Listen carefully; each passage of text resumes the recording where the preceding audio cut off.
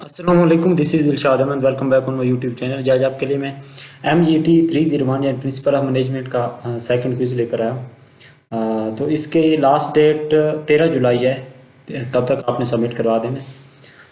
और तो क्वेश्चन की तरफ चलते हैं। इसके टोटल 10 MCQs हैं। पहला है कि the order routine specification include. जो ऑर्डर रूटीन स्पेसिफिकेशन किस पर मुश्तमिल होती है? The final order with the chosen supplier final order जो कि जो सप्लायर यूज़ करते हैं, and list item such as technical specification, और लिस्ट आइटम जैसे कि technical specification, quantity needed, expect delivery time, return policies and warranties. तो ये स्टेटमेंट ट्रू है, ये फॉल्स है? तो ये एक ट्रू स्टेटमेंट है। जो ऑर्डर रूटीन स्पेसिफिकेशन भी मुश्तमिल होती है, जो जिसमें final order with chosen supplier, और इसके अलावा बहुत सी list item such as technical specification, quantity needed, return policies, warranties वगैरह। तो ये एक ट्रू स्टेटमेंट है, ठीक है। तो इसका बी ऑप्शन आता है ट्रू। ये देखिए, तो ensure comprehensive routine specification of the final order with the chosen supplier is list of item you should include the following information। उसमें ये इंफॉर्मेशन इंक्लूड होती हैं जैसे कि technical specification, quantity needed, expect delivery time, return policies और warranties वगैरह, ठीक है। तो ये इसमें इंक्लूडेड होती है। सेकंड क्वेश्चन है, the central question for marketer is. Marketer जो होते हैं, जो बैठे होते हैं, उनके लिए बुनियादी क्वेश्चन कौन सा होता है? How consumer respond to various marketing effort the company might use. कि जो कंपनी जो एफर्ट यूज़ करती है मार्केटिंग के लिए बहुत से, तो उस पर कंज्यूमर कैसे रिस्पॉन्ड करते हैं, ठीक है। एक ये क्वेश्चन होता है। दूसरा, the starting point is called the stimulus response of the buyer. तो जो स्टार्टिंग पॉइंट होता है वो स्टिमुलर रिस्पॉन्स ऑफ द जो बायर बिहेवियर होता है। तो क्या ये ट्रू स्टेटमेंट है या फॉल्स स्टेटमेंट है? तो ये देख लेते हैं। Central question market is not solely focus on how consumer response. तो ये एक फॉल्स स्टेटमेंट है, ठीक है। The central question of marketing is not के how consumer respond to various marketing, इस पर बेस नहीं करता, ठीक है। तो ये क्या है? एक फॉल्स स्टेटमेंट है, तो इसका ए ऑप्शन आता है। Next is A dissonance. Dissonance reducing buying behavior is designed to probe consumer hidden subconscious motivation। जो डिसोनेंस रिड्यूसिंग बाइंग बिहेवियर होता है वो ऐसे डिज़ाइन किया जाता है कि वो कंज्यूमर की हिडन और सबकॉन्शियस मोटिवेशन को जो है उजागर करे, उसको उभारे। तो क्या ये ट्रू स्टेटमेंट है, ये फॉल्स स्टेटमेंट है? तो ये एक फॉल्स स्टेटमेंट है, इसका बी ऑप्शन आता है, ठीक है। The purpose of dissonance in reduction of buying is not specifically designed to probe the hidden conscious motivation of the consumer। Dissonance reduction refer to the psychological discomfort or tension, ठीक है। तो dissonance जो होता है वो psychological discomfort या tension को reduce करने का नाम होता है, ठीक है। तो इसका आता है, ये फॉल्स ऑप्शन आता है कि dissonance reducing behaviour is design to prove the consumer heading subconscious talent. तो ये एक फॉल्स स्टेटमेंट है, ठीक। Next is a personal buying choices. Person buying choices are further influenced by 4 major psychological factor. जो person की buying choices होती हैं वो 4 साइकोलॉजिकल फैक्टर से इन्फ्लुएंस की जाती है। कौन सी 4 साइकोलॉजिकल फैक्टर्स हैं? Motivation, perception, learning and believe and attitude, ठीक है। तो क्या ये ट्रू स्टेटमेंट है, ये फॉल्स स्टेटमेंट है? तो ये एक ट्रू स्टेटमेंट है कि जो पर्सन की बाइंग चॉइसेस होती हैं वो 4 मेजर साइकोलॉजिकल फैक्टर से इन्फ्लुएंस किए जाते हैं, जो कि होते हैं मोटिवेशन होता है एक, परसेप्शन, लर्निंग, बिलीव और एटीट्यूड। तो क्या है ये एक ट्रू स्टेटमेंट है, ठीक है। Next is during proposal solicitations, the buying center often will grow up a list of desired supplier attribute and their relative importance। वो कहता है प्रपोजल सोलिटेशन के दौरान जो list of desire supplier attribute, जो बाइंग सेंटर में होता है वो एक list of desire supplier attribute को ड्रा करता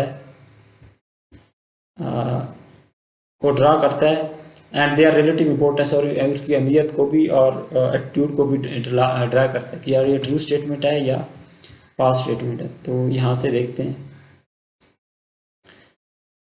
ये Fifth something, during proposal the buying center may often draw up a list of desired supplier attribute and assess their relative importance. तो ये एक ट्रू स्टेटमेंट है, ठीक है।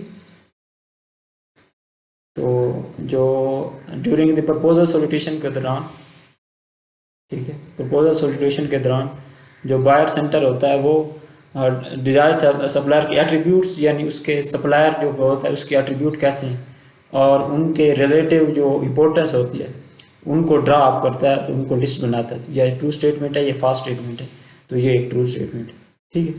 आगे बढ़ने से पहले आपने चैनल सब्सक्राइब करना नहीं भूलना और वीडियो को लाइक भी करना है और आगे दोस्तों को शेयर भी लाजमी करना है, ठीक है। Next question is get keeper have formal और इनफॉर्मल पावर टू सेलेक्ट और इम्प्रूव द फाइनल सप्लायर। जो गेट कीपर होता है उसके पास फॉर्मल इनफॉर्मल पावर होती है कि वो जो फाइनल सप्लायर्स होते हैं उनको सेलेक्ट या अप्रूव कर सके। तो क्या ये ट्रू स्टेटमेंट है या फॉल्स स्टेटमेंट, ठीक। Gatekeeper who individual within organisation responsible for controlling access information decision making can have formal informal power to select और फाइनल सप्लायर। तो ये एक ट्रू स्टेटमेंट है। जो गेट कीपर होता है उसके पास फॉर्मल इनफॉर्मल पावर होती है कि वो फाइनल सप्लायर को सेलेक्ट या अप्रूव कर सके। तो ये क्या है, ये एक ट्रू स्टेटमेंट है। तो इसका बी ऑप्शन आता है true. Next is after purchasing A product, एक जब आप कोई प्रोडक्ट परचेज कर लेते हैं द कंज्यूमर विल स्पेसिफाई और dissatisfy and will engage with the post purchase behaviour. जब हम कोई प्रोडक्ट परचेज कर लेते हैं तो कंज्यूमर जो होता है या तो उससे सेटिस्फाई होता है या डिससेटिस्फाई होता है, और उसका जो बाद में वो इंगेज करता है वो उसका पोस्ट बिहेवियर, पोस्ट परचेज यानी परचेज करने के बाद जो बिहेवियर होता है उससे वो जो है इंगेज करता है कि वो उससे सेटिस्फाइड है या नहीं, ठीक। तो क्या ये ट्रू स्टेटमेंट है या फॉल्स स्टेटमेंट है। तो after purchasing product consumer may experience which can lead to post purchase behaviour. तो ये एक ट्रू स्टेटमेंट है। सेटिस्फैक्शन या पोस्ट डिससेटिस्फैक्शन जो होती है ना वो परचेज करने के बाद जो बिहेवियर होता है उस पर डिपेंड करती है। तो ये एक ट्रू स्टेटमेंट है, ठीक है। तो ये एक क्या है, ट्रू स्टेटमेंट। आपने सब्सक्राइब करना है और बेल आइकन लाजमी तौर पर ऑन करना है, और आपकी सब्सक्रिप्शन मेरे लिए एक तरह की अप्रिशिएशन होती है ताकि मैं जो है रेफरेंस के साथ आपको अच्छे से अच्छे कुछ दे सकूँ, ठीक है। सब्सक्राइब लाजमी करना है और आगे दोस्तों को शेयर भी करना है। आगे है ए कंपनी बाइंग ए प्रोडक्ट और service for the first time faces a new task situation. एक कंपनी जो कि प्रोडक्ट या सर्विस पहली मरतबा बाय कर रही होती है तो उसको नए टास्क सिचुएशन फेस करना पड़ते हैं। तो क्या ये ट्रू स्टेटमेंट है या फॉल्स स्टेटमेंट है, ठीक है। तो company buying product service for first time specially new task situation, तो ये क्या है, एक ट्रू स्टेटमेंट है कि कंपनी जो नए फर्स्ट टाइम प्रोडक्ट या सर्विस दे रही होती है तो उससे नए जो टास्क सिचुएशन होते हैं वो फेस करना पड़ते हैं। Next is alternative evaluation is the process. Alternative evaluation एक वो प्रोसेस है by which people select organize interpret information, जिसके ज़रिए पीपल जो होते हैं, लोग जो होते हैं वो इंफॉर्मेशन को सेलेक्ट करते हैं, उसे ऑर्गेनाइज करते हैं और उसे समझते हैं to form a meaningful picture of the world. तो जो वर्ल्ड होते हैं उसकी मीनिंगफुल पिक्चर बनाने के लिए, ठीक है। तो क्या ये ट्रू स्टेटमेंट है या अल्टरनेटिव इवैल्यूएशन की तारीफ दी हुई है। तो ये ट्रू स्टेटमेंट है, ये फॉल्स स्टेटमेंट है। Is not the process by which the people select organize, तो ये एक फॉल्स स्टेटमेंट है, ठीक है। ये उसकी डेफिनेशन नहीं है, अल्टरनेटिव इवैल्यूएशन की डेफिनेशन नहीं है। Alternative evaluation is the not process by which people select और organise the interpret the information. तो ये क्या है, ये एक फॉल्स स्टेटमेंट, ठीक। Next is the buying decision process and the buying centre are not influenced by individual factor. जो buying decision process होता है और जो बाइंग सेंटर होता है वो इंडिविजुअल फैक्टर यानी अलग-अलग फैक्टर से इन्फ्लुएंस नहीं होते। क्या ये ट्रू स्टेटमेंट है, ये फॉल्स स्टेटमेंट है। The buying decision buying process are influenced by the individual factor, ठीक है। तो बाइंग डिसीजन जो बाइंग सेंटर होता है वो इंडिविजुअल फैक्टर से इन्फ्लुएंस होते हैं। तो यहाँ पे लिखा हुआ है कि वो इज़ नॉट इन्फ्लुएंस, तो ये एक क्या है, फॉल्स स्टेटमेंट। आपने मेरे चैनल लाजमी तौर पर सब्सक्राइब करना है, वीडियो को लाइक भी करना है, आगे दोस्तों को शेयर भी करना है, और बेल आइकन भी लाजमी तौर पर ऑन करना है ताकि मैं जो भी वीडियो अपलोड करूँ उसका नोटिफिकेशन आपको मिल जाए, ठीक है। अपना ख्याल रखिएगा, थैंक यू।